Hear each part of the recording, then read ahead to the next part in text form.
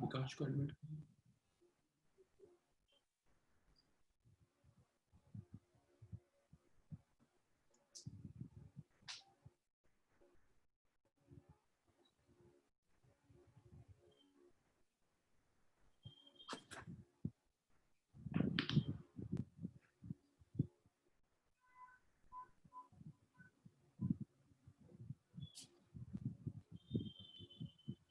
आफाद के पेज से है, आफाद एशिया के पेज से होगा।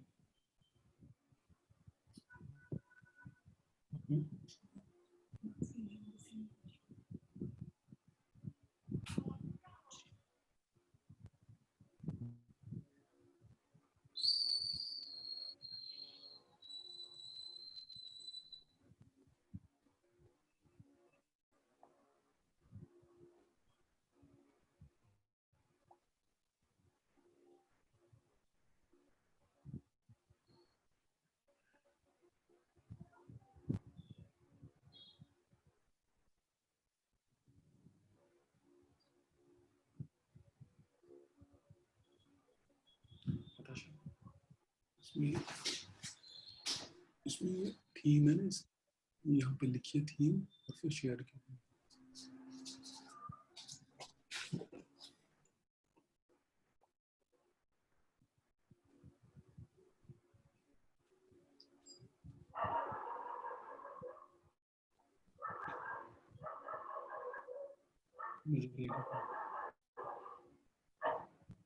थीम लिखी, गलती मत की।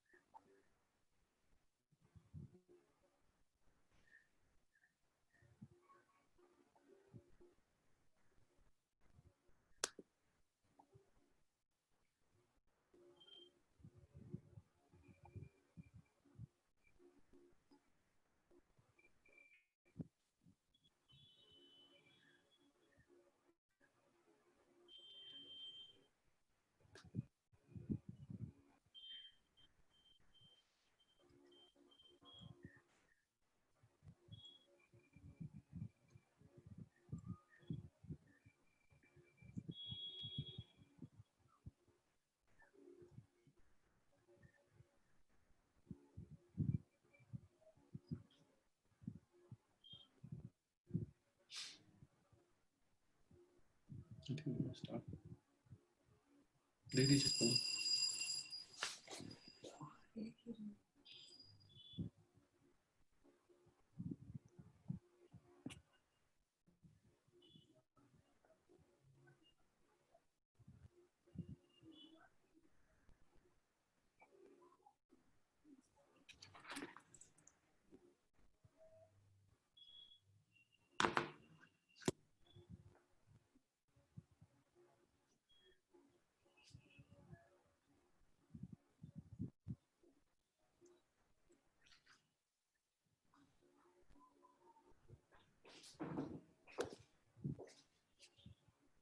क्या share?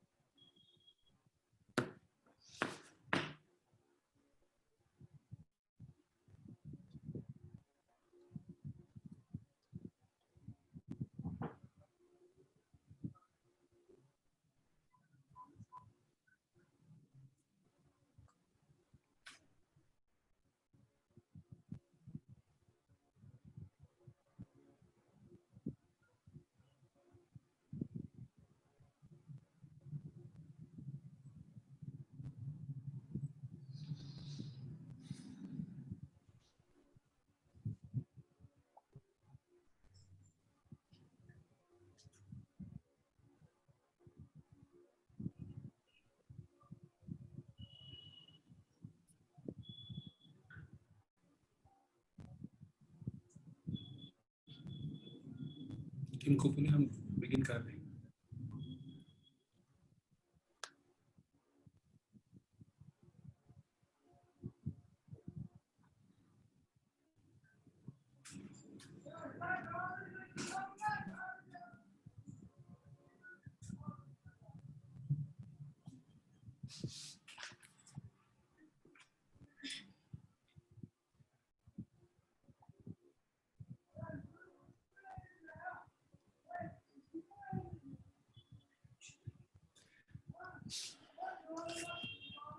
Hello everyone, we would like to start the program now. I would like to begin with greeting all of you and welcoming all of you. A very warm welcome to all of you.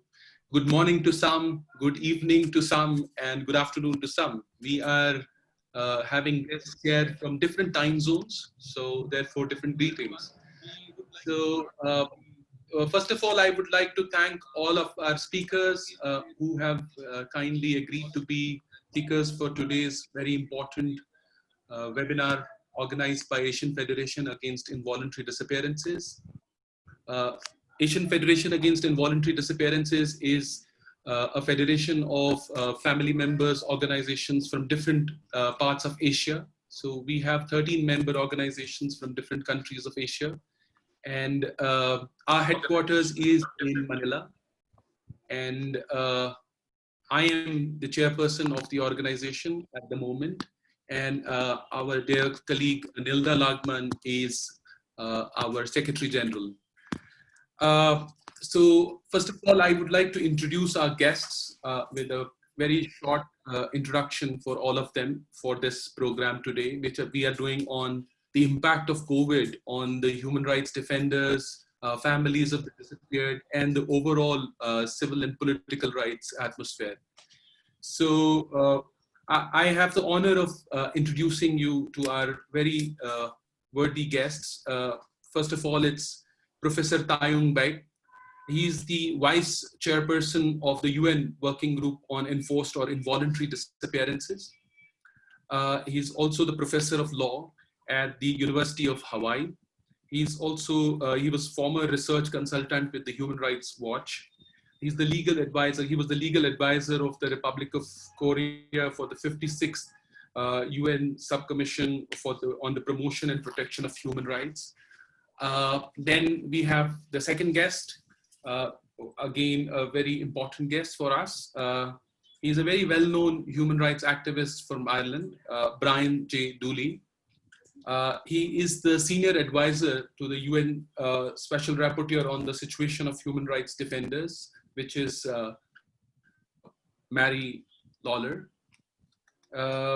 Then Brian has been also associated with other human rights organizations for a very long time. So he was the senior advisor of the Human Rights First, which is a Washington-based organization, very well-known organization globally.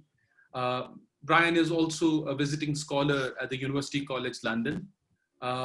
And he was formerly also the advisory board member of the Gulf Center for Human Rights. And he's the visiting scholar of Fordham University Law School, which is in New York. So then our third guest is my senior colleague, Nilda Lagman Sevilla. She is a sister of the disappeared human rights activist, Hermon C. Lagman.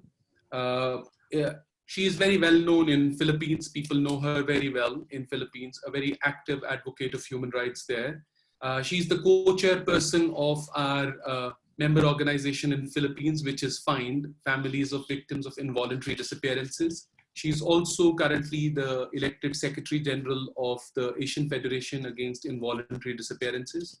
She's also the NGO, she was the NGO representative to the Presidential House of Representatives, Presidential Human Rights Committee, from 2002 to 2006. She was also associated as the former legislative staff chief in the House of Representatives for 24 years in Philippines. Then we have another guest, which is our dear friend Adil Rahman Khan. He's from Bangladesh, He is an advocate in the Supreme Court of Bangladesh. He's the founder and secretary of Odhikar, which is a very well-known human rights organization in Bangladesh. It's a persecuted organization in Bangladesh. And then he is also the Secretary General of International Federation of the Human Rights Leagues, which is a Paris-based human rights organization. In short, it's called FIDH. Adil is also the executive member of AFAD. Adil has won a lot of human rights awards. The list is very long. I would take a lot of time to speak about all those awards. And all those awards are for his human rights advocacy in Bangladesh and also in Asia. Our next guest is Fatia Mulyadanti.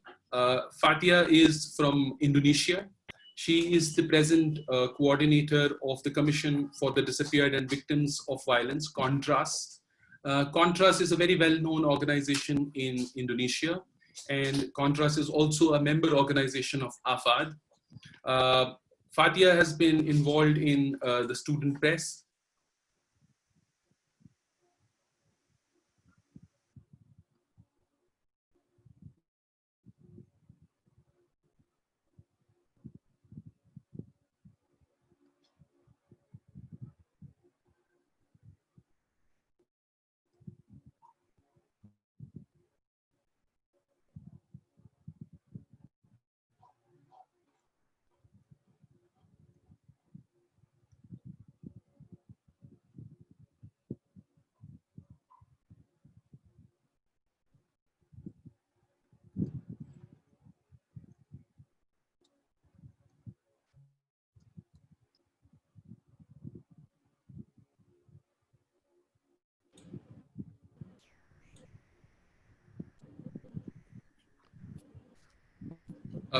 I'm sorry, I think, disconnected. And that should tell you that I'm in Kashmir.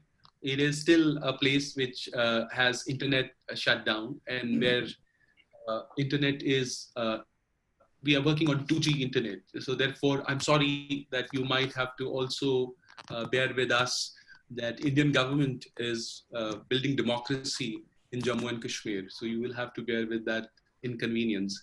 So I was speaking about Fatia. Fatia is also the previous international advocacy coordinator of CONTRAS, and Fatia is the founder of Books for Tomorrow. So then we have two other guests with us whose speeches we have pre-recorded speeches because of the time difference. So they are two of our very worthy, eminent activists from Latin America. One of them is Maria Adela Antocoles.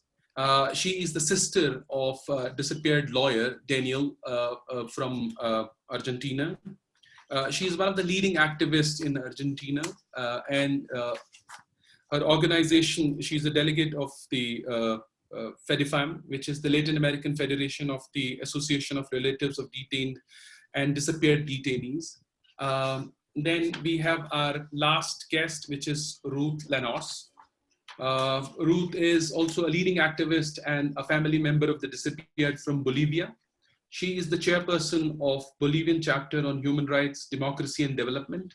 She is also the executive secretary of the Association of Relatives of Detained, Disappeared, and Martyrs.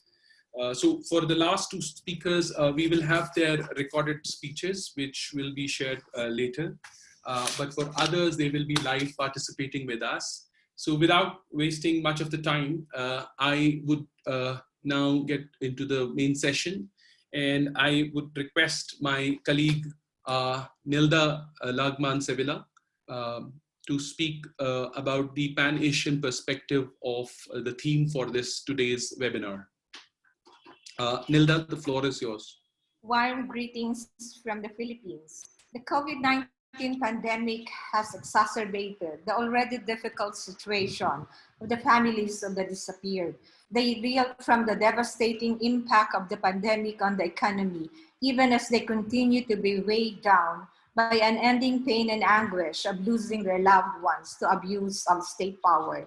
Their unrelenting search for truth and justice has been hampered by restrictive measures. Their face-to-face physical assemblies to seek redress for their grievances, or to mark traditionally commemorated events, or to campaign for an end to enforced disappearance and impunity have been severely limited. Their campaign and lobby for the operationalization of government agencies with special mandates related to enforced disappearance has been sidetracked.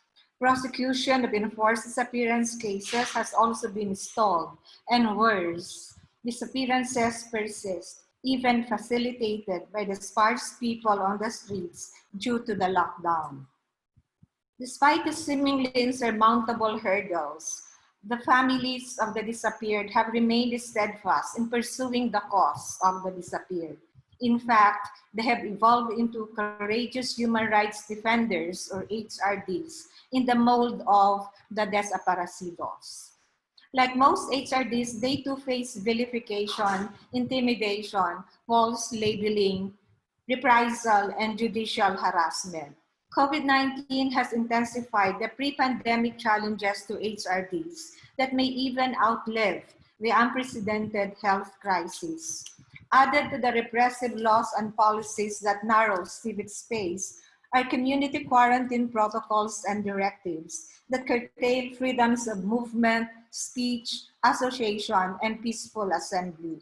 HRDs remain hobbled by government's refusal to recognize the legitimate work of HRDs, aggravated by low level of human rights consciousness of law enforcers, whose implementation of lockdown measures derogate from due process and the rule of law. HRDs who fall victims to human rights violations have virtually no access to accountability mechanisms, including command responsibility. Moreover, assumption of public office by former and or current perpetrators of human rights violations is a huge challenge, especially to the lobby for the enactment of human rights legislation. Authoritarian or pseudo-democratic states in Asia have calibrated their response to the COVID-19 pandemic so as to integrate it into their anti-terror strategy, counter-resistance policy, including the war on illegal drugs.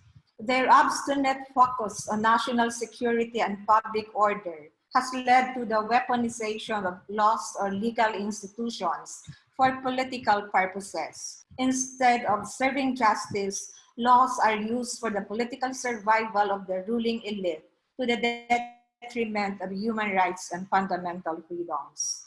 Declaration of state of emergency that vests enormous powers to the chief executive, fully backed up by the military and the police, has wrought havoc to civil and political rights. Law enforcers implement lockdown protocols and directives through cruel, inhumane, or degrading unlawful acts such as beating or public shaming, arbitrary arrest and detention, torture, enforced disappearance, or summary killing. Punishment for many lockdown-related violations are illegal, unnecessary, and or disproportionate. The criminalization of spreading of fake news relative to government's response to the pandemic breaches freedom of expression, even as it restricts open discussion on how government can effectively address the health crisis.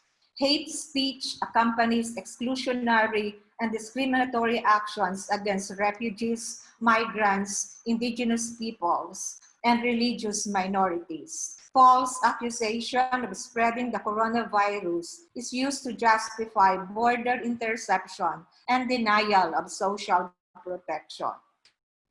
Fearful of getting arrested, detained, or deported, migrants are discouraged from undergoing tests for the virus. In the event they get arrested, the right to counsel is not at all guaranteed. In general, persons deprived of liberty who are detained or confined in highly congested and low-budget facilities face high risks of COVID-19 infection. It is indubitable that in Asia, the poor, underprivileged, and marginalized generally bear the brunt of COVID-19 lockdown measures. The pandemic, not unlike the other crises the region faced in the past, has once again exposed the even worse global scourge of inequality, which is anathema not only to civil and political rights, but also to economic, social, and cultural rights. Income distribution in the world has become an anomaly. According to the Credit Suisse Global Wealth Report, the world's richest 1% own 44% of the world's wealth. The wealth of the top 10 billionaires in the world is more than 800 billion US dollars, higher than the GDP of Saudi Arabia or Switzerland. According to the UN World Social Report 2020, income distribution in Asia is only slightly better than in the world. The social costs of inequality are high. Income inequality is associated with slow economic growth. The lower the GDP, the lower the tax revenue that funds the delivery of social and economic services, especially in a pandemic. There must be conscious effort to dismantle or at least weaken structures that attain and maintain income inequality. In the Philippines, these are the political oligarchies, as a recent study suggests. I have to make the embarrassing confession that according to the World Bank, my country has the worst inequality, not only in Southeast Asia, but also in the whole of Asia. Even if there would be a COVID-20 or COVID-21, the problem of inequality will outlive the pandemic and must therefore be promptly and squarely addressed, or else poverty and ignorance will continue to put in power leaders who, along with their wealthy benefactors, benefit from inequality. Today's webinar encourages us to stand up and speak out for the truth behind the COVID-19 pandemic. It is not only the pandemic and the brutal anti-people policies of the state that kill. Silence kills. Silence kills freedom of expression. Silence kills democracy. Silence will kill the tenets of liberation that heroes and martyrs, including our beloved desaparecidos, have bequeathed to us. Thank you.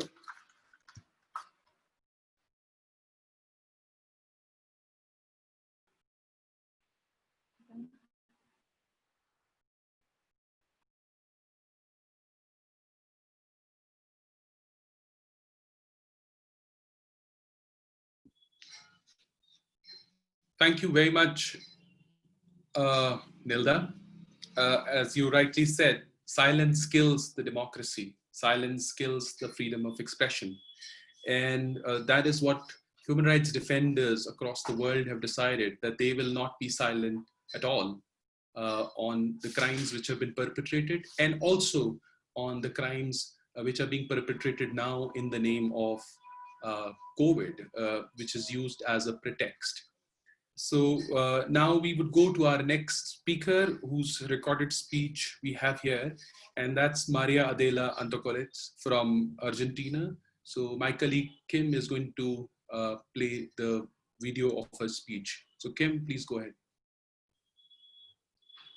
Thanks a lot to AFAD for inviting me to give a talk in this webinar. Thank you.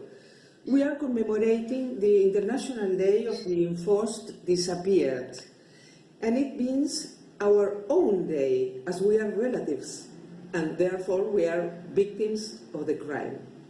I am Maria Adela Antocolets from Buenos Aires, Argentina. I am a sister of an enforced disappeared, Daniel. Daniel, my brother, was a lawyer and a professor, an expert in international law, a very nice person and a human rights defender. There are some military and police agents sentenced to life imprisonment because of the disappearance of my brother. But other responsible will perhaps never be in jail.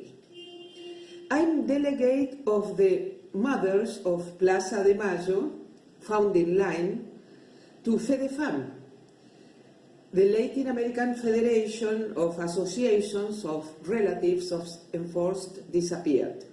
So, FEDEFAM is a sister of AFAD, and they both belong to ICAED, International Coalition Against Enforced Disappearance. The mothers of Plaza de Mayo are already many years old, but some of them are still active. They have virtual meetings, radio and TV programs. In the last month, several grandmothers of Plaza de Mayo have died. But on the other hand, we have celebrated that the grandmother turned 101 years old. There are a lot of consequences of quarantine: contagion, death, mass graves without identified corpses, not in Argentina, but in other countries, and general impoverishment in addition. More, the security forces sometimes commit human rights violations.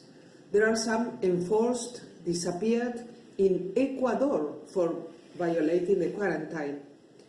And we have heard of 12 detainees who have disappeared in Honduras for the same reason. In my country, police agents are suspected of making a 23-year-old boy, Facundo Astudillo, disappear. And there have been some trigger-happy murders, that is, which means that the police shoot before asking. Facundo's mother has been received by the president of the nation. The remains of a person have been found and are being analyzed by the forensic anthropologists. And the mother's struggle is accompanied by the human rights movement. In Argentina, there are trials against humanity. Those trials were delayed because of the pandemic, but the Court of Appeal ordered the trials to continue. A judicial reform is underway, highly attacked by national rights, which, if approved, will give greater speed and efficiency to trials. Currently, there are 41% court cases with a sentence. Those are 245 cases. And only 3% of all lawsuits initiated are under debate. So we have 17 trials today under debate.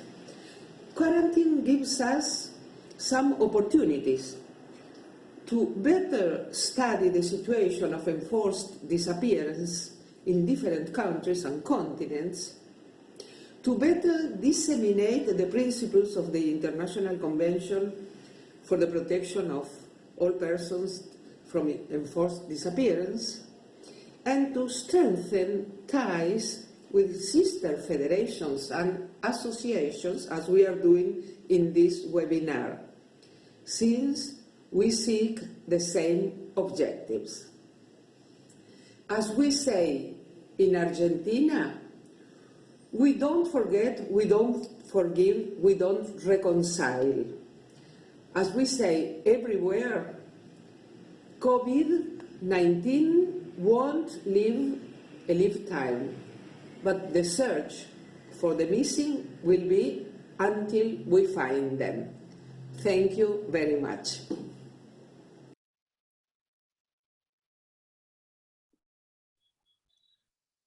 Thank you. Thank you very much to Maria Adela Antocolets for her words from Argentina. So now we have a speaker from Indonesia, that's Fatia, who is the coordinator of Contras. So she would speak about the Indonesian and the Southeast Asian context of our theme. So Fatia.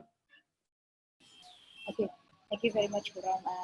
And I'm very sorry beforehand that there is a limitation device, so it will be around background noise. But can you hear me clearly? Yes, yes. Okay, okay.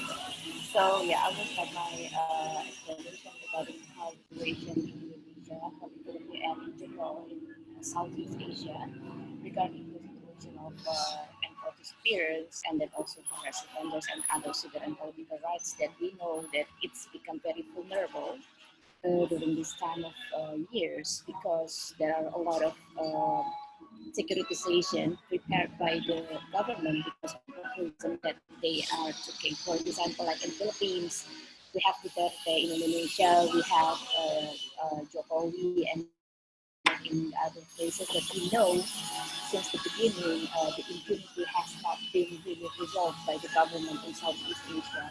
And I took the example from Indonesia. I took the example from Philippines that we know the president of those countries are having a very populist approach in their government administration. So there are a lot of situations when the COVID-19 happened. It's not about a scientific priority or scientific measures that are taken by the government, but it's mostly like a securitization that made by the government to lower the numbers of COVID-19. But the fact is actually it's actually hampering the situation of civil liberties, and then also it hampering the Fatia, situation of sorry. yeah. Yeah, your voice is slightly having a noise in the background, and may I request you to go slowly, speak slowly, and also louder, Okay, very loud. okay, okay, And there's yeah, some okay. distraction in the background. There's some music going on. So if you can be louder, Music, okay, yeah. yeah. Okay, okay, sure, sure, okay. So yeah. So sorry for the background noise. So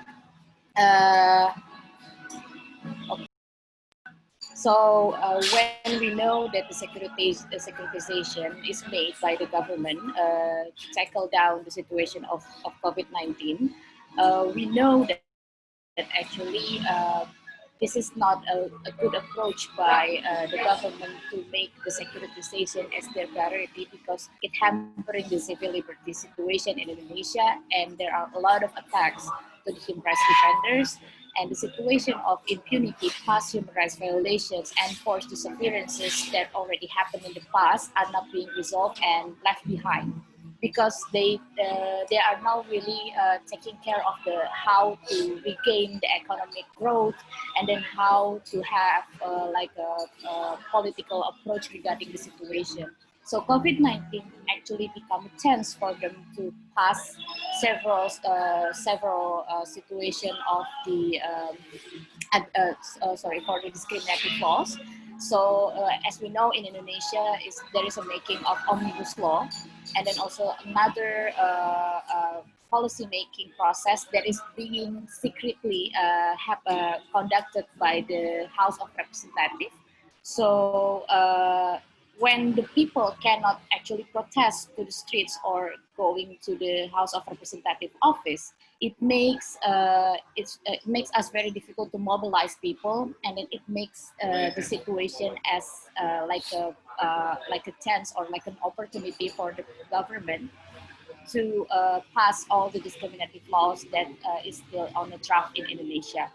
And also we know that there are a lot of situations of extrajudicial killings that happens in Papua, and we know there are several situations of like public outbreaks in another countries in Indonesia, and also in other countries in Southeast Asia, which is the patterns of the attacks, the patterns of the situation is pretty much the same basically. Because I know that in Southeast Asia we have similar history background in the past, and then also we know, as I already mentioned earlier, that in Indonesia there are so many similarities between the other countries in Southeast Asia, particularly in ASEAN. And ASEAN is not a very strong regional organization that can, protecting and then also preventing the human rights violations that happen in the region. So that's why we need more like a stronger platform, actually stronger organization, regional organization that can preventing and protecting human rights violations in Southeast Asia. Also, the situation of COVID-19 is actually makes the remedy and also the protection to the human rights defenders and then also to the victims of human rights violations to be more difficult, because the priority and then also the priority and then also the mandates of the organization or of the agency, state agency that took taking care of victims and then also witness protection agency is actually very weak. So that's why it makes the remedy and then also the rights of the victims are getting more difficult to be approached because they are not making it as a priority. So as you may know as well, September is become the date of Munir murder. Munir is one of the most prominent human rights defender that was killed by the international intelligence in Indonesia, and now it's already been 16 years since Munir was murdered. And if the government didn't do anything anymore regarding Munir case, in 2 years in the future, the case will be expired. So Munir has become the symbol of how actually the government attacking those human rights defenders that still happen until now. As you know, there is a case of Novel Baswedan with the same pattern when and then also when the trial process was ongoing. Actually, the stigma and then also the approach by the judge when the court happened is actually still the same. With what was the trial process, because the actual perpetrator, the mastermind of the killings or the attacks to the human rights defenders never been uncovered by the court process. So in my last, this is my last part of explanation. I think, for example, in Indonesia and other places in Southeast Asia, it is very important for the people actually to mobilize themselves and how to, demand to the government, because we know that actually if the people don't tell anything and keep silencing about the situation, it makes the government never been prioritizing the situation of human rights. So the power of people, how the people really want to speak for themselves regarding the situation of human rights situation in their countries are very important, because if not, then the government will not really, making human rights agenda as their priority.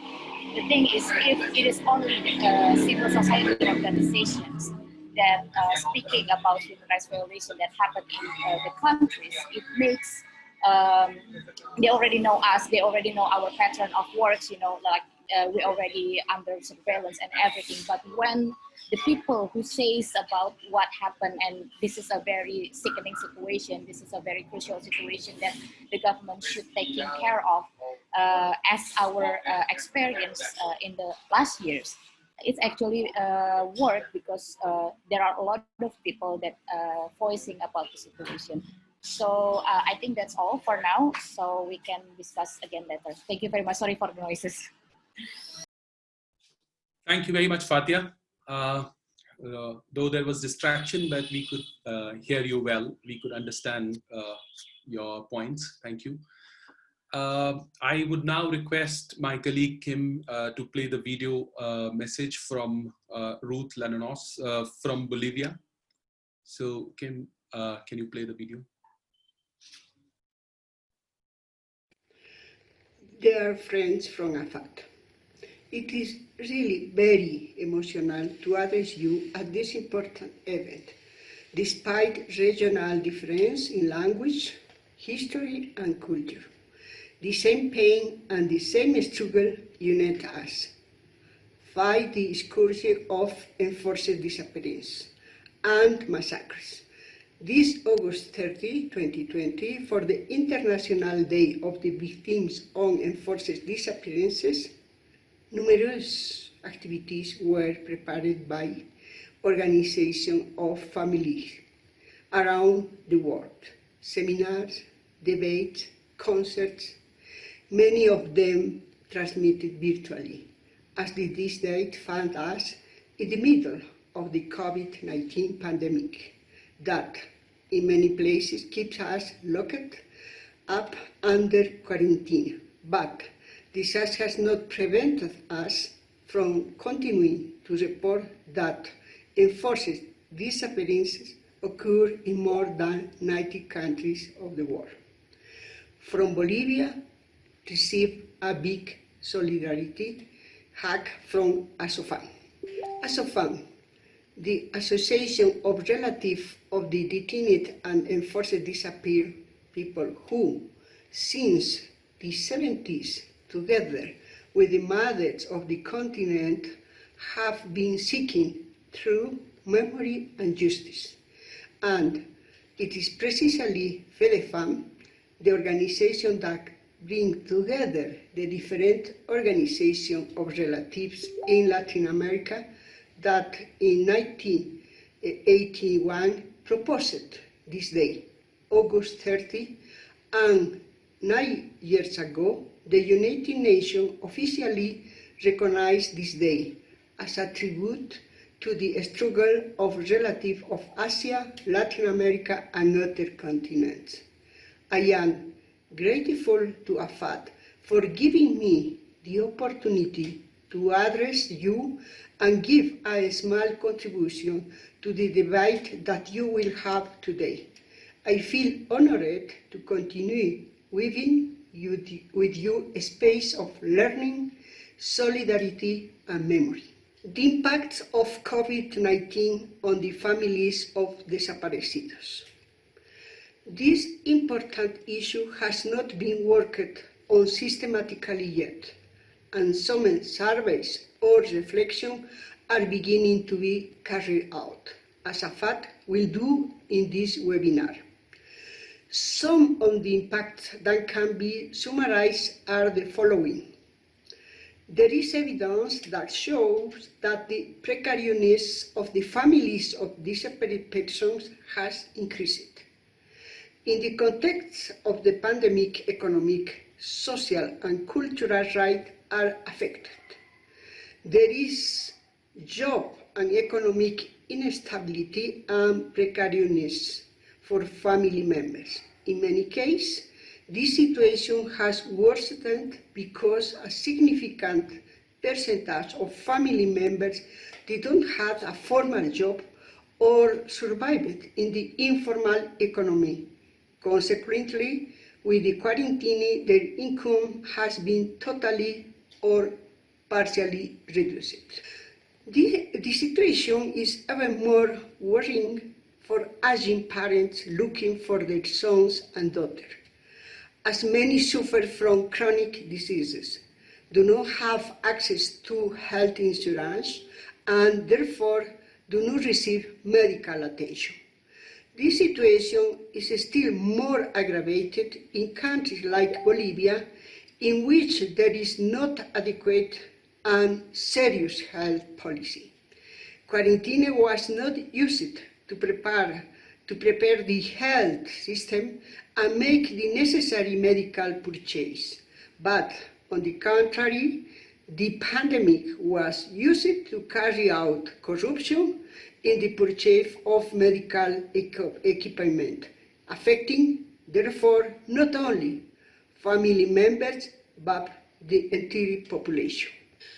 Regarding the rights of access to justice through memory, the situation shows, with difference between the different Latin American countries, that the authorities do not carry out action to investigate and search for enforced disappeared persons. Situation that could be understood in the first moment of quarantine, but after months, The Organization of Relatives report that they face numerous difficulties in receiving information, that the cases are not investigated, that the authorities do not follow up on the cases, and that the legal cases are paralyzed.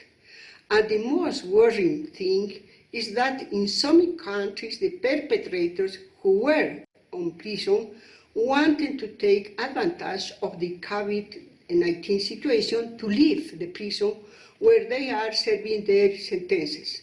The mobilization of the organization prevented this arbitrariness from taking place. But there are two impacts that are also very important, and it is the violation of the political right on both family organizations and their members. One example is Bolivia. Since November 2019, we have a regime that did not arise from a democratic vote, which prevented the conclusion of a constitutional mandate, which was established by the embassies of the United States and Brazil, and in which again the armed forces and the police failed to act in accordance with their mandate established by the political constitution of the state and the law. For this reason, after almost 39 years of democracy, we once again have a state of exception, with persecution, torture, and violation of fundamental rights of women, indigenous people, young people, and social organizations. A second worrying situation is the increase in hate speech, racism, and the denial of the military dictatorships that devastated Latin America in the 70s, with their cruel legacy of persecution, torture, and centrally enforced disappearance. There is a narrative in the continent that tries to make us forget and deny these cruel events, or on the contrary, that vindicates the action of the military, and therefore attacks on memory sites have increased. And this new situation unites us with all the organizations that are looking for ways to confront these new modalities that want to ignore history and our rights to truth, memory, and justice. And for this reason, the organization of the continent have the task of not only survive the COVID-19 pandemic, but also fighting the pandemic of hate and denial of history. And I am sure that together we can achieve this double fight. Gracias, Salamat. Merci.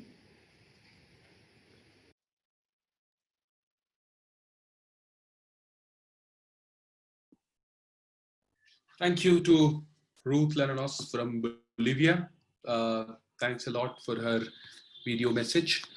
Now we're coming to South Asia, and South Asia has a dubious distinction of having a huge number of cases of COVID. And around this time, countries like India, Bangladesh have initially been in denial, and also those who raised questions against the ill-preparedness of the government, they were silenced. And also in India, we saw a peculiar situation where many human rights defenders and those who were involved in protests against the government, with the protests which were going on against the CA and NRC in India. This was about the citizenship protests which were going on. So many of the people who were involved in these protests and human rights defenders, their houses were raided, they were arrested. So I would now like to invite our guest from Bangladesh, Adilur Rahman Khan, who's a very well-known South Asian human rights defender. So he would be speaking about Bangladesh and the South Asian situation. Thank you very much, Khurram. Good afternoon, friends from Dhaka.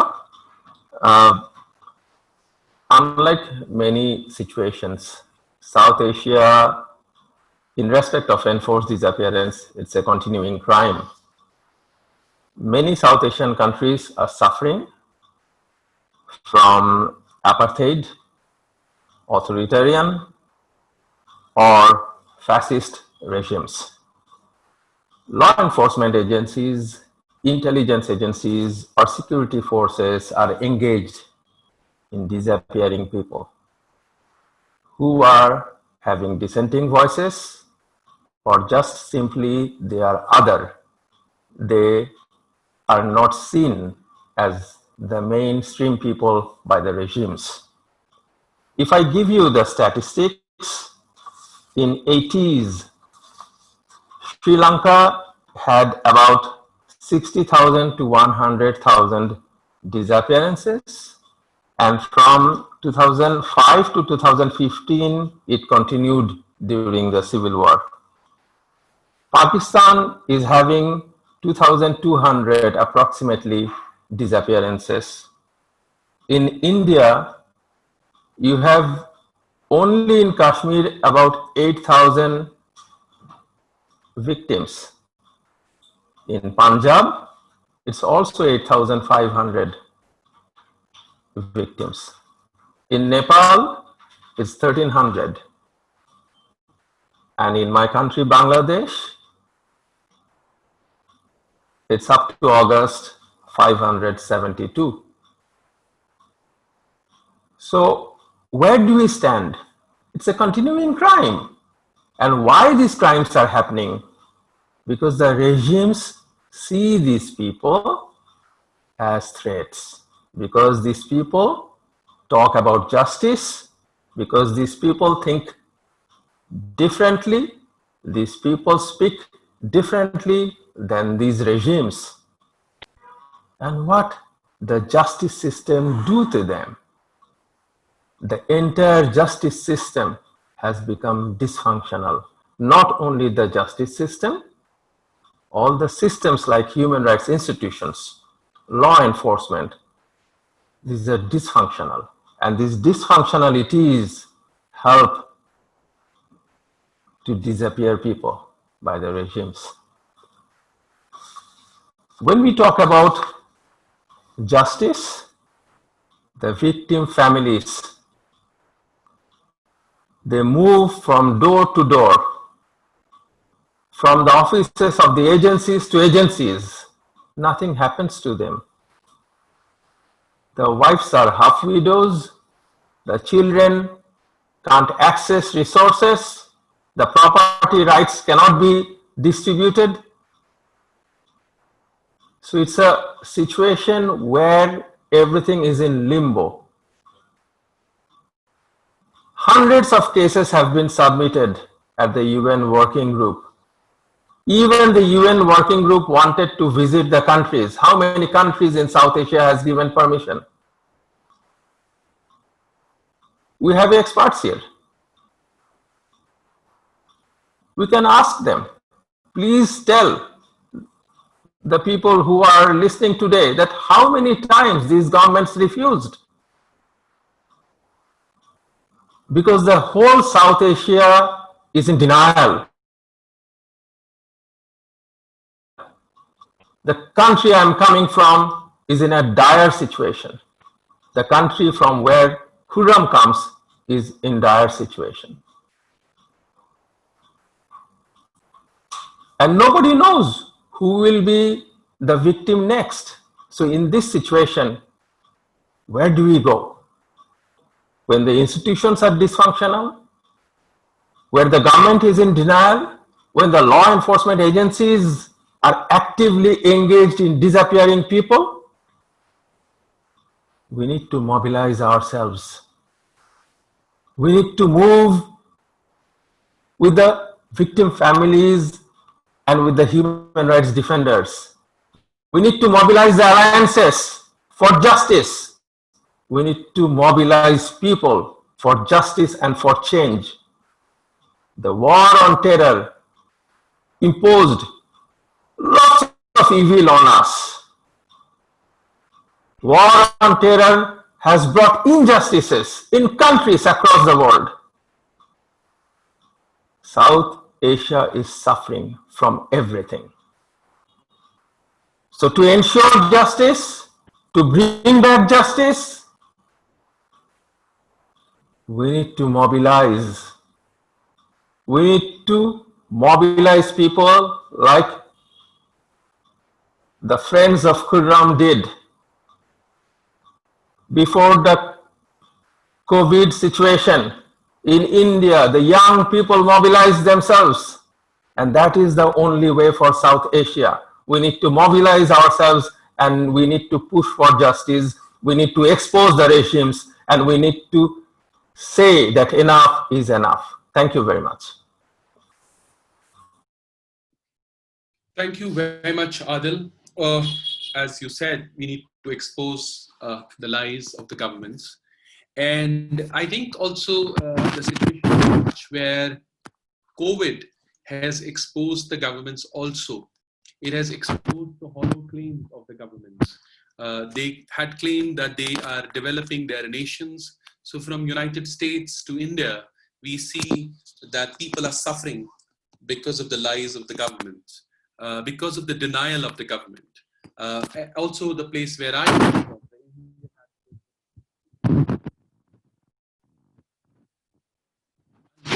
I mean, the lockdown started last year.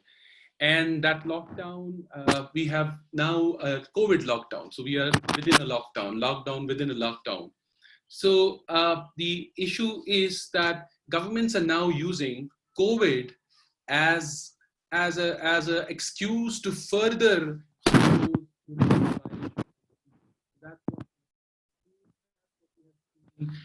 In India, that's what we have seen in many other countries. So we now would move to our next speaker, which is Brian Dooley, who is the senior advisor to the UN Special Rapporteur on the situation of human rights defenders.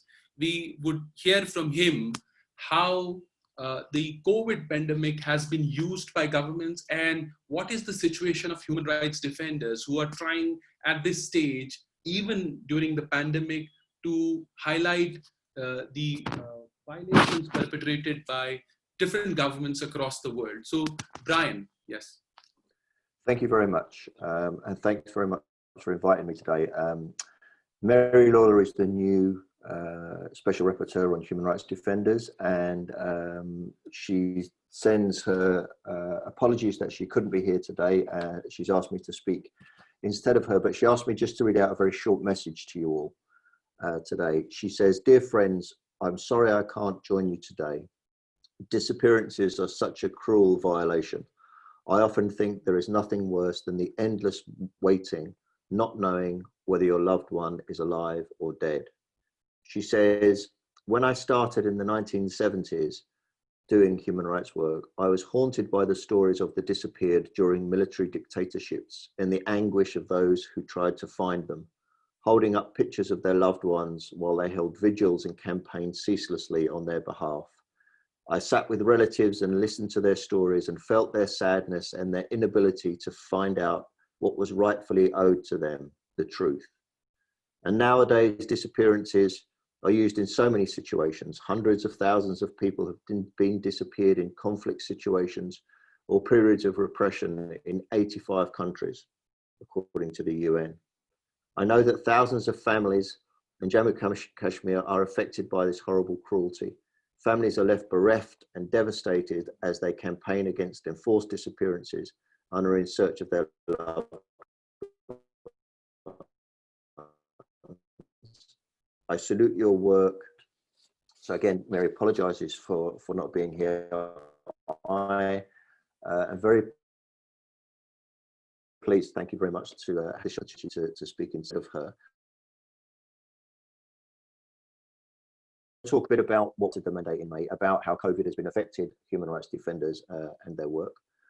I'm very pleased to be on this panel and see that Fatia is on here too. Many years ago, I worked when I was at Amnesty with Contras soon after the murder of Munir, and it's great to connect back with Contras in this way.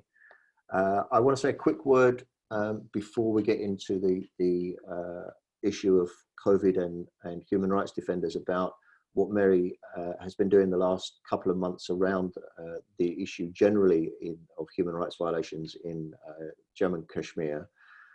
She joined other special rapporteurs last month, noting that the October 29 closure of the State Human Rights Commission, which had been one of the few ways that victims of human rights violations could seek remedy, was closed.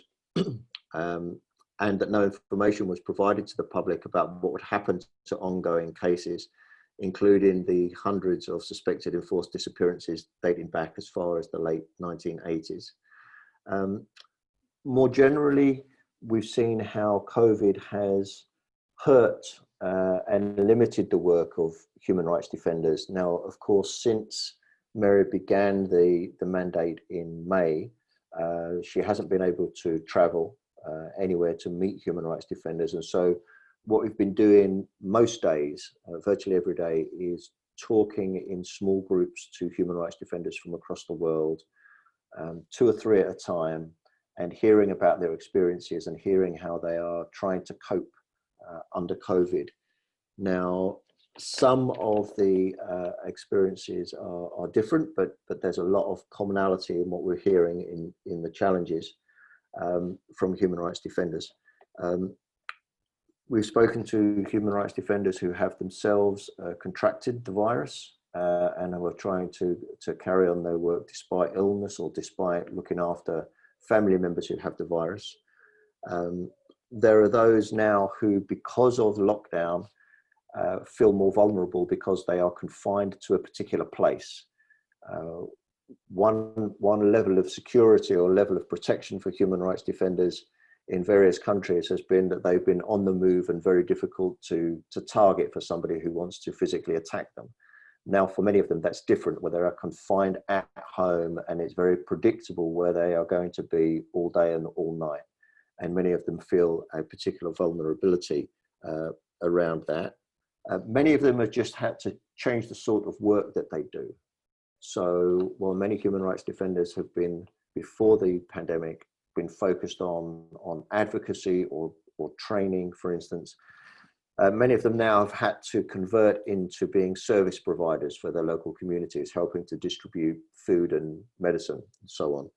So their work as human rights defenders hasn't really stopped, it's just had to radically change. We've heard from previous speakers about the problems of court systems closing down or slowing down, and how that's affected people's ability to bring perpetrators to justice.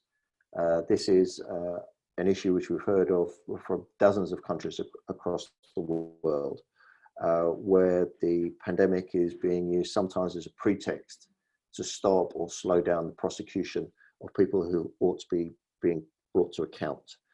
There have been, of course, new laws, restrictions passed in power grabs by governments also across the world to limit freedom of assembly, notably, people's right to protest, people's right to associate and assemble and mobilize. And it's hard to see that those restrictions are going to be lifted even if the pandemic disappears soon. The move to online work is just more difficult for many human rights defenders. In some places in the world, access to the internet is just very expensive. And so being able to go in contact and be in direct contact with local communities, having to work from their computer sometimes is very expensive. Obviously, there's a greater need now than there was 6 months ago for digital security, as people are at much more risk now, we think, of being hacked and their work being interfered with digitally. We've been hearing too from human rights defenders, often medics, journalists, who've been attacked for telling the truth about the pandemic. They've been silenced, harassed, arrested, physically attacked for revealing government corruption or incompetence or lies about statistics around the pandemic. And that's been a very direct effect, of course, of what's been happening here. Many have really just had to cope with the effects of the economic crisis. I mean, this sounds a little secondary, but for many human rights defenders, it's really affected how they do their work. Some of them have simply lost their jobs, whether they're employed actually by a human rights NGO or not. And they've just had to spend much of their time and other resources in feeding themselves and their family in a way that they didn't have to do 6 months ago. And that's had a serious effect on their ability to defend the rights of others. So while there are some regional, national, local variations in the experiences, there are many commonalities across the world in how COVID has adversely affected human rights defenders. And I think in the last few weeks, we're beginning to accept a realization that this pandemic and its associated lockdowns and restrictions isn't necessarily going to be a temporary thing that lasts a few months or lasts for 2020. Quite what it will look like in the long term is unclear, but I think we have to start thinking about this, the virus being around, and certainly the associated then political repression that has accompanied it being around for a very long time. And I think we're only beginning to adjust our methods of work. It's only been a few months, but without wanting to fearmonger, I think that this time next year we shouldn't really be expecting things to be like they were this time last year. It looks like in the immediate term there's going to be an acceleration in the rate of online attacks on human rights defenders. One or two other speakers have already mentioned this, the online smears, which lead often to the criminalization and further escalation, which also can lead to physical attacks. It looks too like next year there's likely to be a severe funding crisis for human rights work, including the work of human rights defenders, including the work of human rights defenders who are working on disappearances. Quite how that's going to play out is hard to know, but it certainly looks like it's not going to be good news in the coming years in terms of whether it's governments or foundations being in a position to give money to resource the work. I don't want to sound too gloomy. I mentioned work I'd done maybe 15 years ago or so with Contrast, and one of the things that I'd done then at Amnesty was to bring some of the mothers of the disappeared from Argentina to Indonesia. They were hosted by Contrast, and who put on a marvelous, very effective advocacy tour for them. And I was struck by Maria in Argentina, one of the early speakers, saying that they were using the opportunity afforded by or imposed by the lockdown to study other movements across the world of how other families and other people had organized to mobilize for those fighting for justice for those who had been disappeared. And when Adela rightly talks about the need to mobilize, I think this could be an opportunity here when we are forced to meet in this sort of forum to really learn from each other. I'm delighted to see that this isn't just transnational, but transcontinental here. And I think that of all the restrictions and all the impediments that COVID will impose on us, one thing it really does give us the opportunity to meet like this across continents and really to study and learn from each other. So thank you very much for putting on this exchange today. It's exactly the sort of thing I think that we need to be doing more of, figure out these online platforms, how to have cheap, secure, simultaneous translation. So thank you again for inviting me, and apologies again that I'm not Mary Lola. Thank you very much, Brian. This was very useful. Thank you. Yeah, of course, you've touched some of the things which do concern all of us, including the aspect of the shrinking space for human rights defenders in terms of funding also, which is going to be a result of the pandemic now.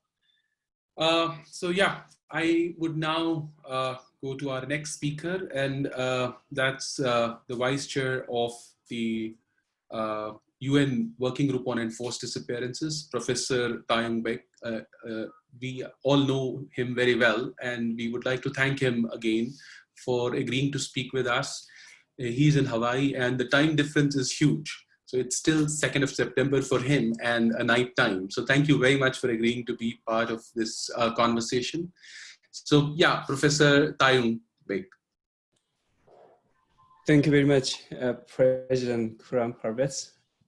It is my great pleasure and honor to have this opportunity to talk with you on the topic of the impact of COVID-19 on enforced disappearances.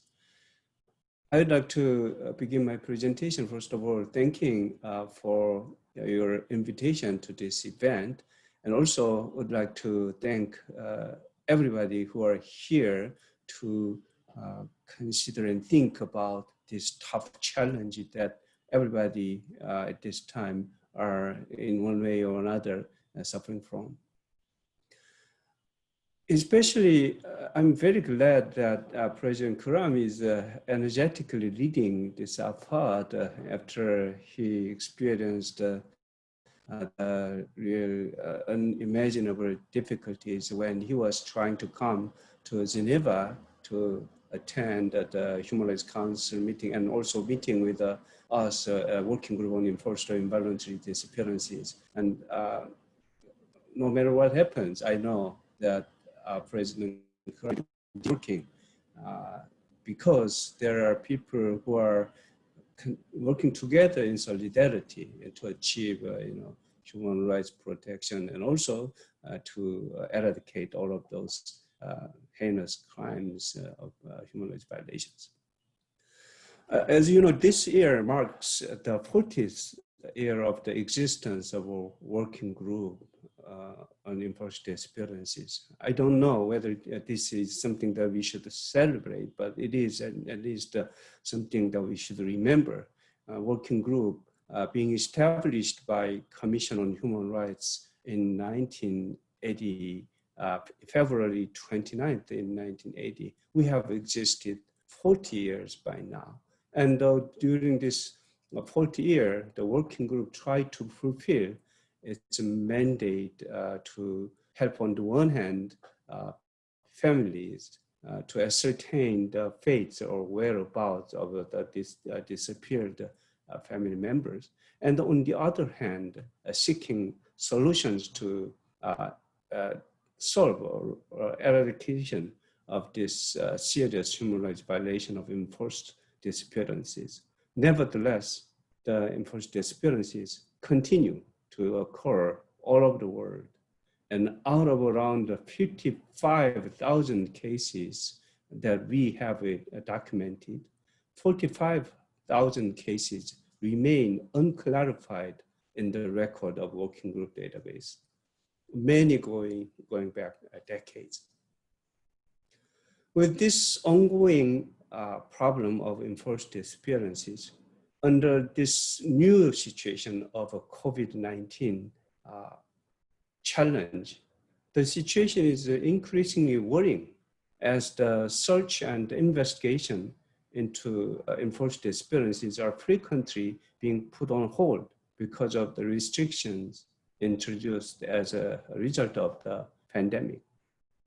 COVID-19 has also created a new and concerning context of enforced disappearances as well.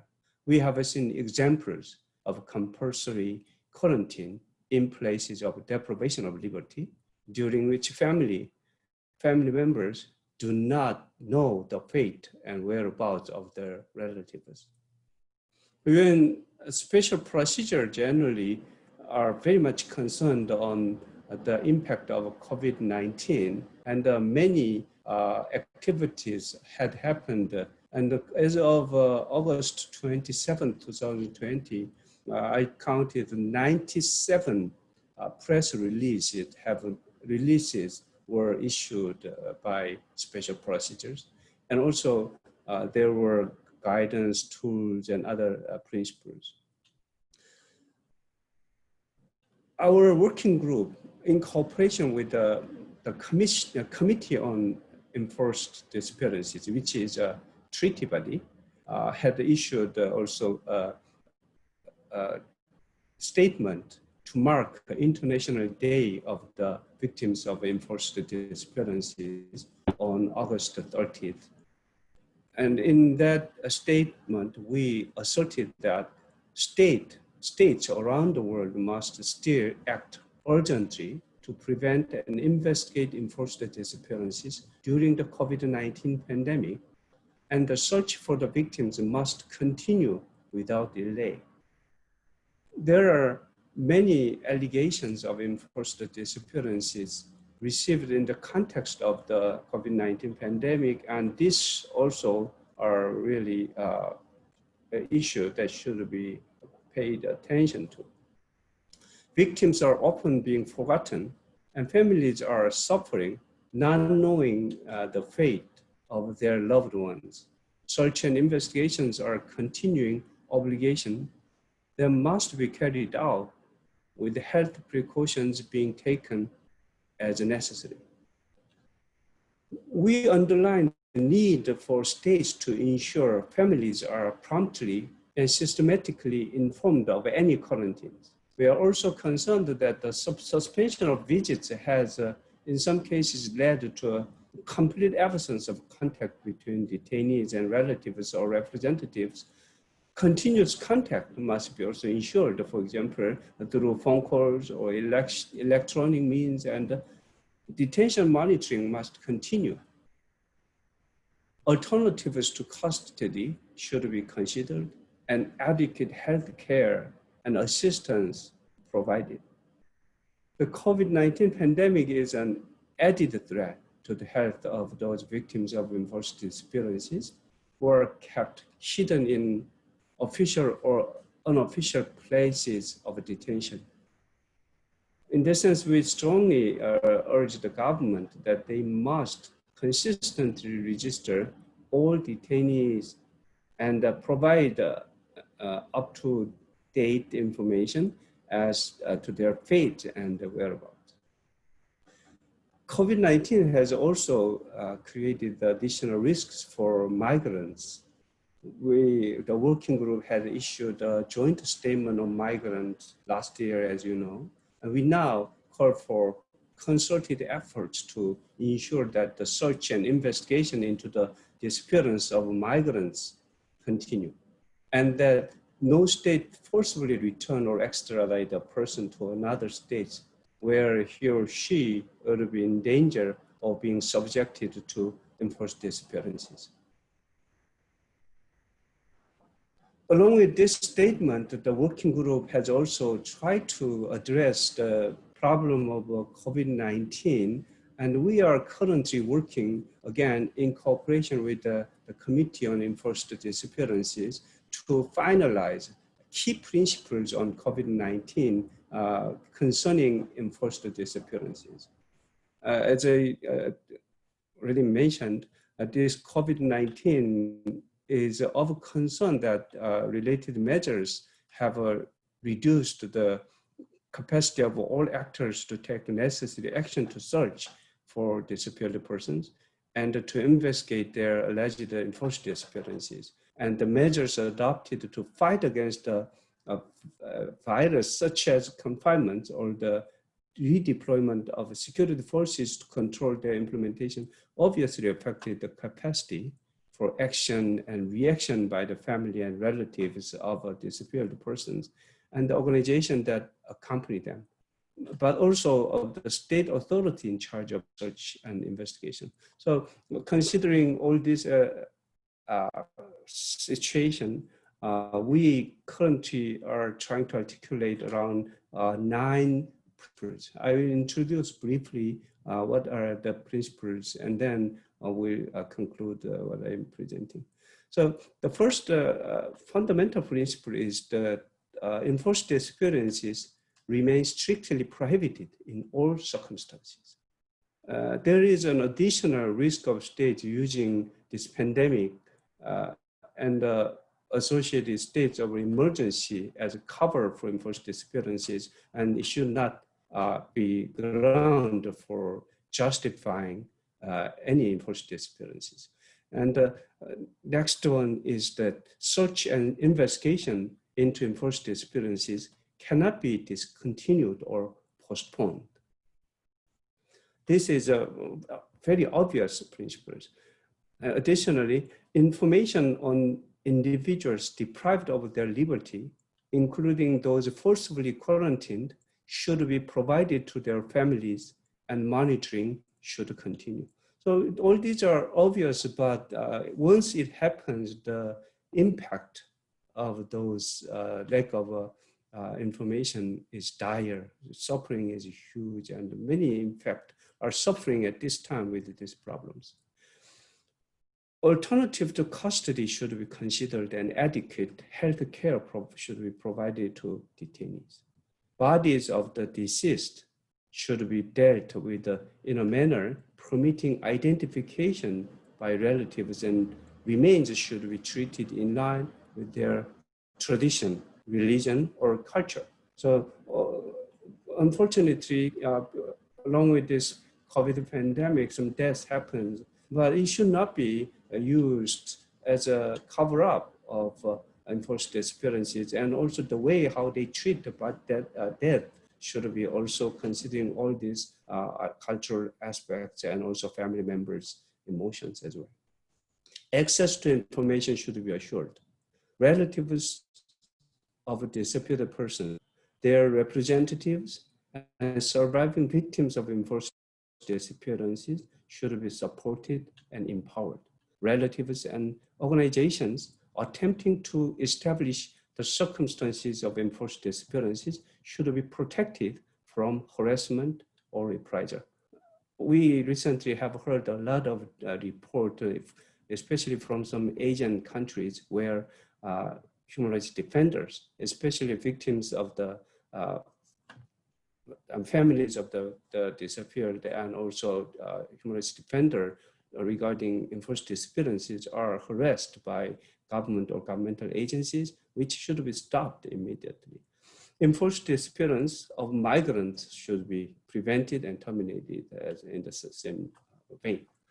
So the working group strongly believes that the world should work together to minimize the negative impact of the pandemic on enforced disappearances, victims, and NGOs. And coronavirus should not be used as a ground. So even if coronavirus does not discriminate as to who are to be infected, the impact and effects are felt differently by many victims. So depending on their social economic conditions, the situation could be increasingly worrisome, and the world should not leave it as it is.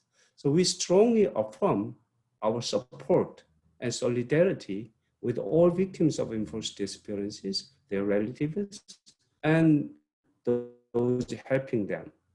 In this time of crisis, relatives or disappeared persons must be further supported and empowered, and state institutions in charge of the search and investigation must fulfill their functions without delay. All this must be promptly and proactively addressed by states. Thank you again for great work that AFAD and other NGO community is doing. Please remember that we, the members of Working Group, currently we have 5 members from representing 5 different regions of the world. We are here to work with you and work for you. We have been tremendously actually helped, assisted by you and your report, and we are ready to work continuously with you in coming months and years. Currently, the session is all going online, and our September working group session, 122nd session, will be also happening online. But this time, for the first time, we are allowing some NGOs to have a meeting with some members of our working group. So we welcome your participation in our upcoming session in September, which starts on September 21st. And I'm looking forward to work continuously with you. Thank you again. Thank you very much, Professor Dayung. This was very useful, wonderful to hear from you once again. Always inspiring and encouraging to hear your words.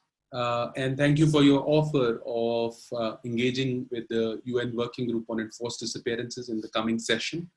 We look forward to that. AFAD, and I'm sure our other sister organizations in different regions. Now, I would like to go directly to the question and answer session because we don't have much time left.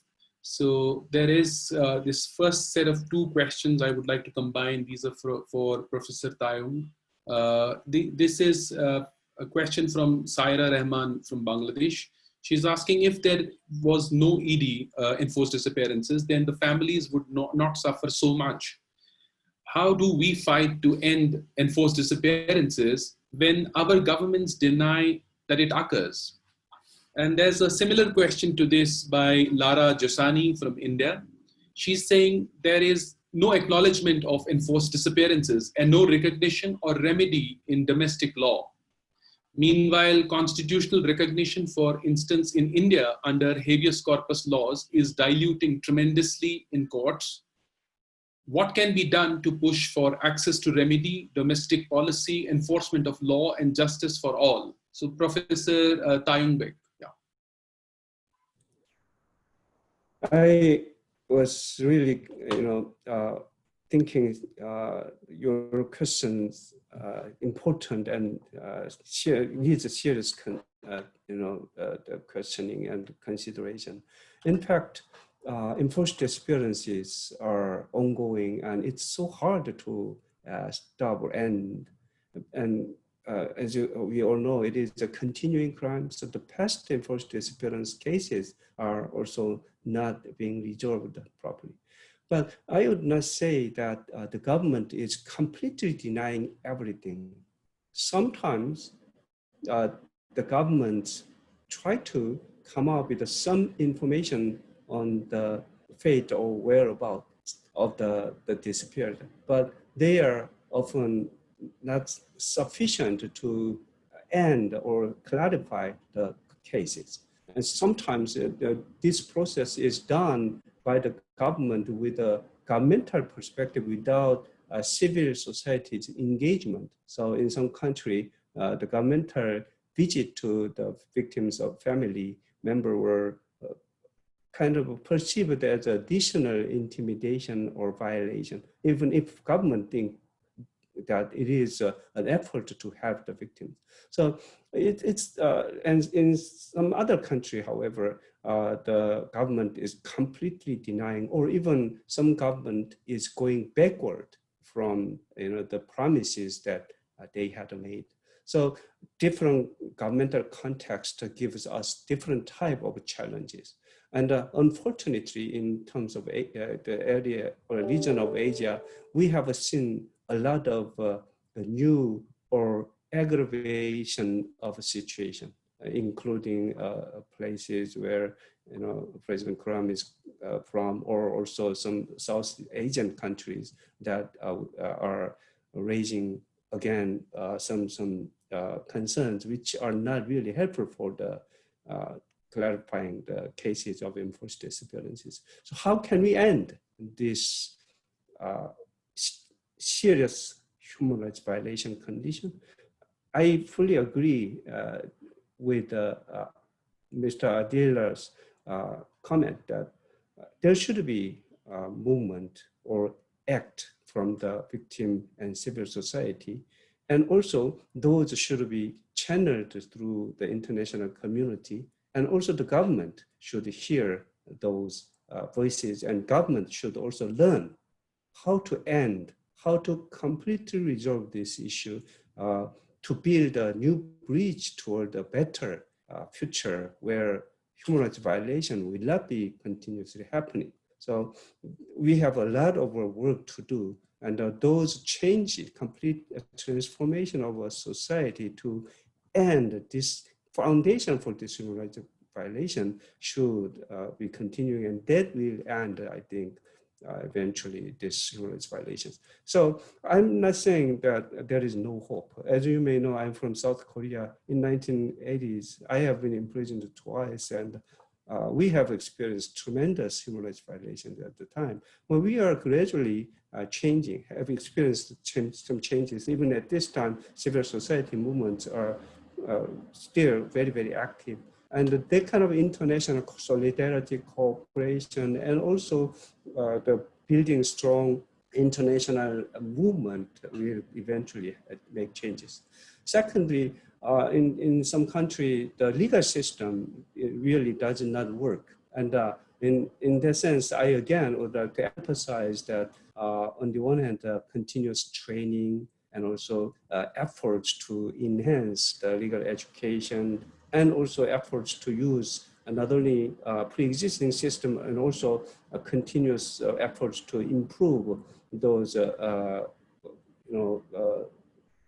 system that is not functional, they should be continuing. So I cannot say that there is no hope at all, but still at this time, a lot of work to do. So this type of meeting, this type of dialogue will contribute to a solution of the, the problem. The final note, for those government, I always encourage the government to talk with the civil societies and also family members, because this is not one that a government lose when they cooperate to solve the problem. Whether this is actually a win for everybody if this human rights violation system and situation is over. So let's work together. Yeah, thank you, Professor Tayan. There's this third question, which is for Adil, Nilda, and perhaps Fatia, which is it's a question asked from Philippines. In what ways have human rights defenders continued to pursue their advocacies despite the difficulties caused by the effects of COVID-19 and an increasingly violent states? So Nilda, may you go first, and then Adil, if you wish to add something to Nilda. Thank you, Puram. No pandemic, no repressive, no heavy-handed, no militarist approach of government in response to the pandemic can cow human rights defenders to submission. In the Philippines, for instance, despite the prohibition of mass mobilizations, HRDs continue to stage mass protests. Like when President Duterte delivered his State of the Nation address, there was a big rally, albeit using face masks and observing social or physical distancing. Even if government threatened to arrest protesters, the mass protest pushed through, and the HRDs asserted their constitutionally protected right to freedom of expression and peaceful assembly. And because of the pandemic, HRDs have shifted to digital or virtual meetings and advocacy fora in order to sustain the causes multi-sectoral groups have been espousing even before the pandemic. Thank you. Adil, do you want to come in?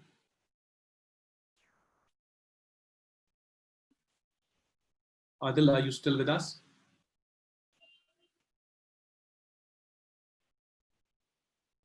Maybe Fatia, do you want to say something on this question? Yeah, sure. How we still continue the work of the human rights defenders and how to tackle the situation of the enforced disappearances. Actually, what we do in Indonesia is that we extend the movement to another more organic community in the grassroots level, and then also in the remote area that we know the threat actually coming mostly are coming from the remote area in Indonesia, because Indonesia is an archipelago country, so there are a lot of attacks actually happen not in the big cities, but more into like the remote areas in Indonesia. And also we engage with different sectors of issue, because the attack does not only happen to the human rights issues, but also in anti-corruption and environmental issues. So we are now actually engaging with those sectors to prevent and then also to protecting, and also engage with the state auxiliary bodies to have a rapid response regarding the situation of human rights defenders protections. And then also digital security analysis, and then also trainings for those human rights defenders and then also human rights activists that is working in the remote areas and more rural areas in Indonesia, and then also in the grassroots level, so they can know actually how to prevent the attacks in the digital security system, because now the police actually already have a lot of platform and more sophisticated platform to attack the human rights defenders. That's why we are having some trainings and then also some measures approach to those small communities in the rural regions to also understand regarding the digital security protection. That's what we do as well. Thank you, Fatia. Now there's a question for Brian Dooley. This question is from South Korea. And the question is, there are rising concerns about marginalization of South Korean civil society organizations working for North Korean human rights by South Korean government. Are you currently tracking the issue? If so, how do you perceive it? How should the relevant NGOs cope with the situation? So yeah, Brian. No, I have to say I haven't been tracking that. Mary may well have been, but I haven't. But please contact us. Why don't I put my email here in a chat box, and please send us more information around that. While I'm at it, actually, I meant to mention earlier, we're interested in receiving information generally about threats that people receive, physical threats or death threats or whatever, whether that's online or not. And feel free, and I would encourage you, please, to email me examples of those. And on the South Korea question, please email me, and I'm more than happy to have a separate briefing with you around that. I'll just put my email on there. Thanks. Thank you, Brian. Yeah. So now there's a question for Professor Steinbeck. It's actually, I mean, a question which is coming from Bangladesh, but from other places as well, wherein people are asking that there are many countries who have been in the UN Human Rights Council advocating and saying, claiming that they would give access to all the UN special procedures. But we have seen that, like, for example, India has been standing in for all the UN procedures, but when it comes to extending the real invitation and allowing them to come, it doesn't work out. And we have seen that UN Working Group on Enforced Disappearances haven't been able to come to India and Kashmir at all. And also for Brian, maybe he would be also aware that Margaret Sekagaya was the last UN Special Rapporteur who came to India and Kashmir in 2011. And after that, no UN Special Rapporteur for the situation of the human rights defenders was allowed to come to India. So this is something which is happening in Bangladesh as well, where we see that invitations are not given to the UN special procedures. But at the same time, these are all convictions to be elected in the UN Human Rights Council. So it is a dilemma. We want to sit at the seat of judgment for other countries, and yet do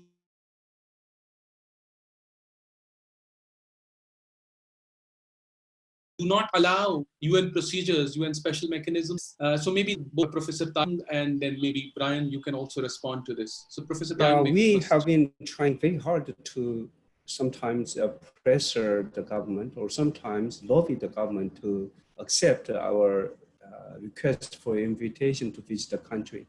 We have visited several Asian countries, but many Asian countries where enforced disappearances are dire problems still are not accepting the invitation request. And even if sometimes open invitation is there, but in reality, going the detail of the arrangement of the administrative arrangement, it does not happen. So we are annually reiterating our invitation requests. The pre-existing requests are reminded to government, and also new requests we are sending. We are continuously working to get access to the country. And also we are at the early stage of thinking some alternative measures. So if country visit is not possible eventually because of non-cooperation from the government, is there any other way for us to address the human rights, especially in post situation in the country without the visit? So we are trying to think every possible avenue to at least have access, direct access to country visit, or some indirect measure to address the issue so that change will be happening. And in this process, victims are very important. They should raise the issue continuously, and we will be really grateful if you need any assistance in terms of raising the issue in a more a stronger way. But hope to see some change in the future. Brian. Yeah, absolutely. There's a world of difference between a standard invitation and a real invitation. And we've seen over the years that it takes sometimes a lot of pressure, both from within the country and outside the country, to get a real invitation issued. I'd also say, look, the reality is that Mary's not going anywhere for a while because of the pandemic. She would normally, the person who holds her mandate would normally make 2 country visits a year. The second half of this year, one was slated after much negotiation for her to be invited to Brazil, but that's not going to happen because of the pandemic. And we're looking at 2021, and frankly, it's difficult to know when she or the other mandates are going to be able to start traveling and take up those country visits at all.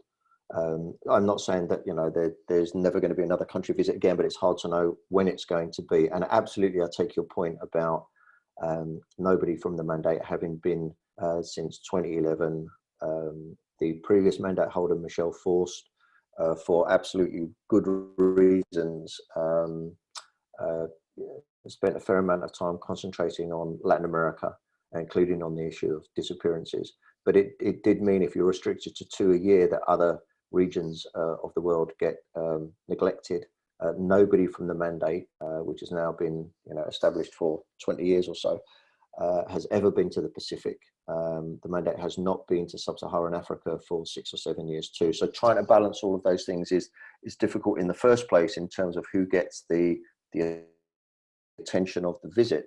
But again, there isn't going to be one the second half of 2020. Whether there'll be one the first half of 2021 or not, I don't know. There is the alternative, which is different and weaker in some ways, but the alternative to the official visit are these academic visits when special rapporteurs can go in a less official way to a country if they've been invited, typically by a university, but not necessarily. And again, Mary's very open to that, is keen to start doing that. But at the moment, since she started May the 1st, she hasn't left Dublin, and there's no immediate prospect of her being able to do that.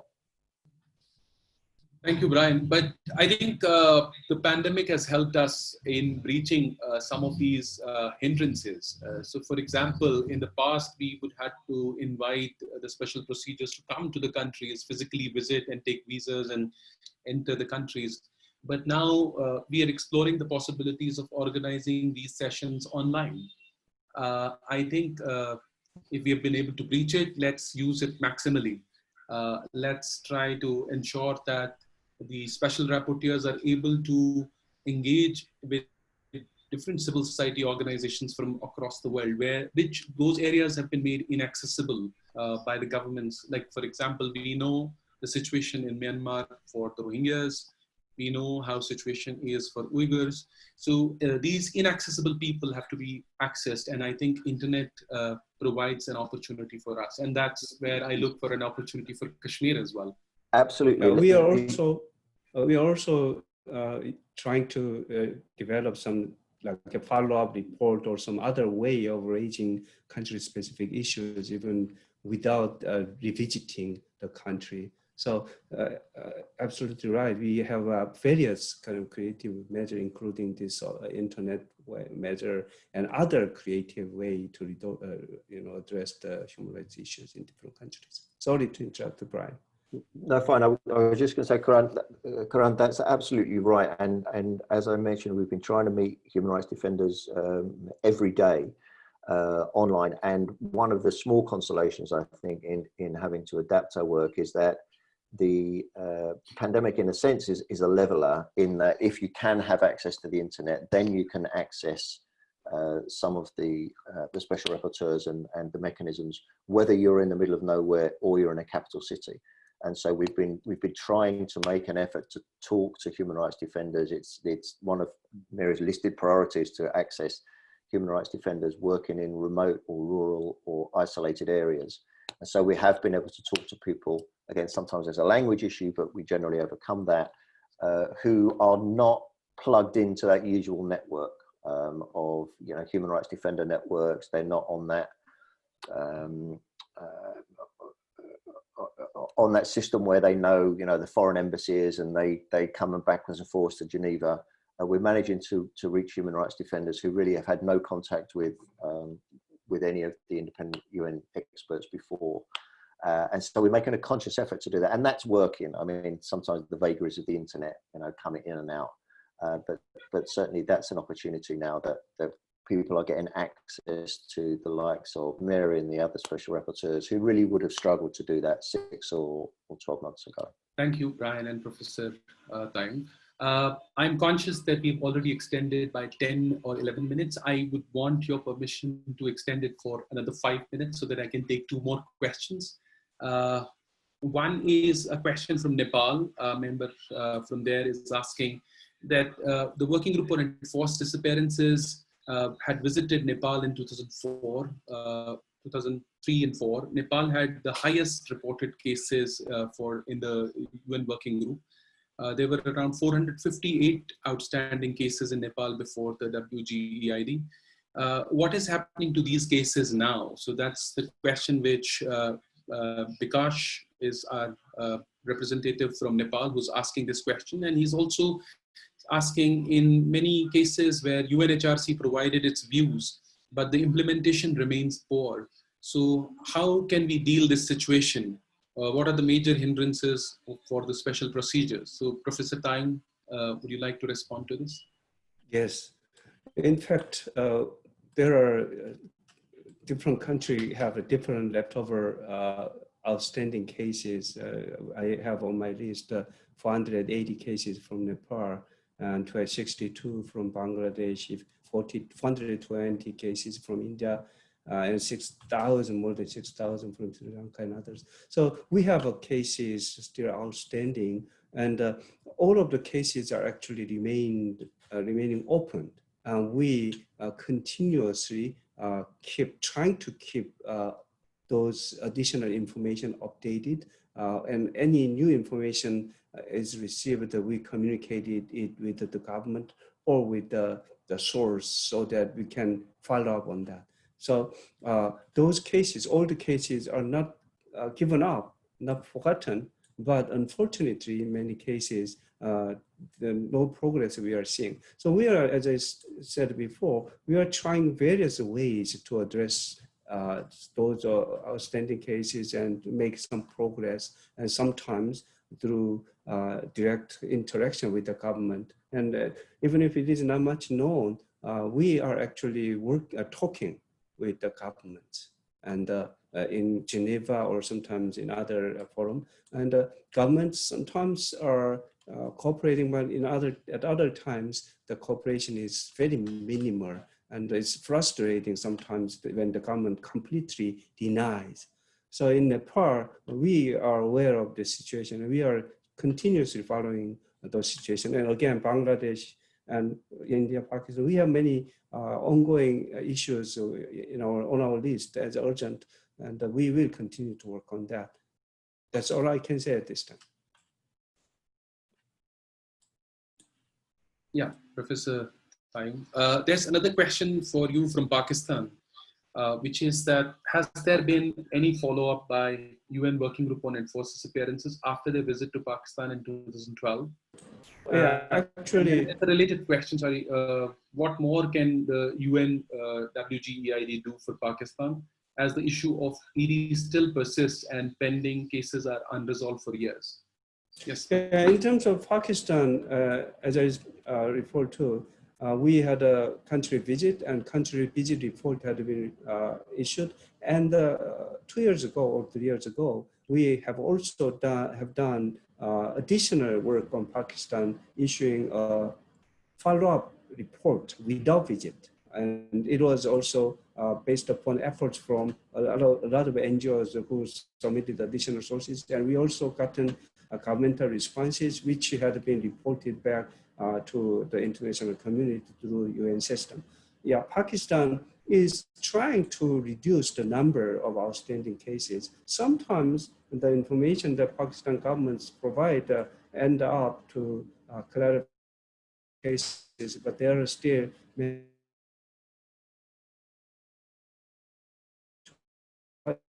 government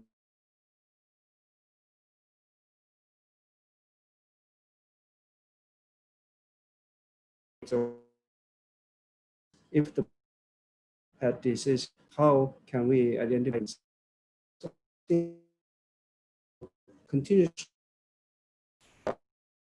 to share the information with the family members. So Pakistan is one of the countries that we are working on, but still situation is not so easy. Yeah, thank you, Professor.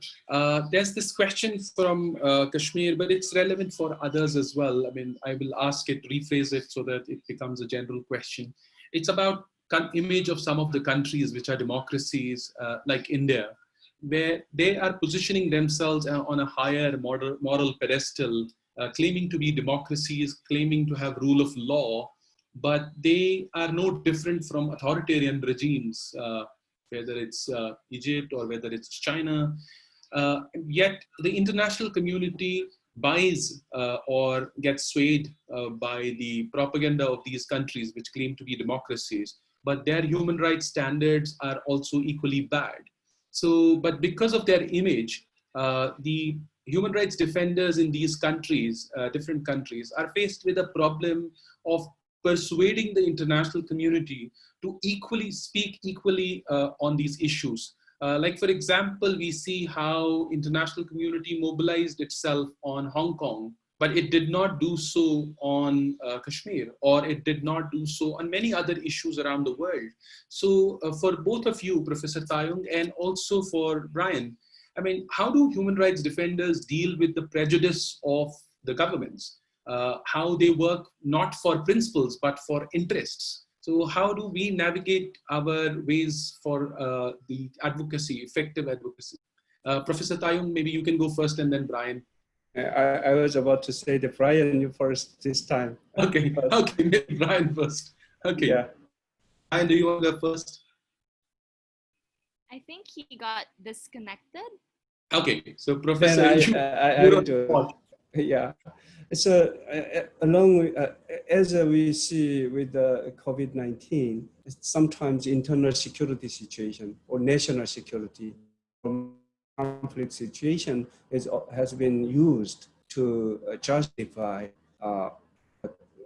enforced disappearances, or at least the ground for not taking serious measure to resolve the enforced disappearances issues. And in some situation, if enforced disappearances are related to a political agenda or kind of a national interest in conjunction with the neighboring states, it becomes increasingly complicated. We know that. And we have seen many situations where some kind of border conflicts are kind of used as a ground not to raise or not to assert the kind of urgency of addressing the enforced disappearances. But our working group's position is very firm.